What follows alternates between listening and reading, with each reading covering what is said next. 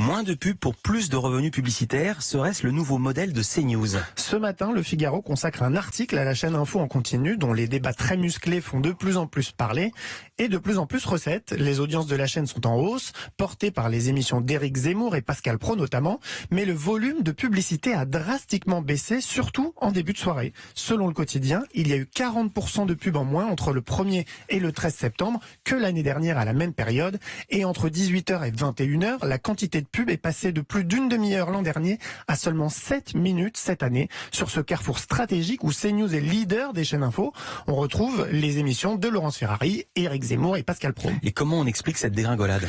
Ça dépend à qui vous posez la question. Du côté de CNews, on assure que c'est 100% volontaire. Voilà comment la chaîne explique ça au Figaro. Je cite: au moment où nous sommes très regardés, nous essayons de créer un réflexe CNews. Si nous voulons renforcer la fidélité des téléspectateurs, il faut limiter les coupures. Mais si vous demandez à un expert du secteur, il vous répondra tout autre chose. Certes, les débats de CNews font de l'audience, mais ils font aussi fuir les annonceurs. Les marques ne souhaitent pas être associées à ces émissions et donc mécaniquement, il y a moins de pubs. Et donc s'il y a moins de pubs, les recettes publicitaires s'effondrent?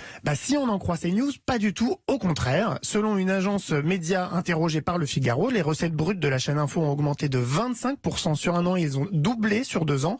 De son côté, la chaîne souligne aussi que ses audiences progressent sur les CSP+, les catégories socio-professionnelles supérieures. Je vous ai coupé voilà. Je vous ai devancé. Et qu'elle peut donc vendre ses spots plus chers, moins de pubs pour plus de revenus. Voilà qui devrait conforter la chaîne dans sa stratégie éditoriale vivement critiquée.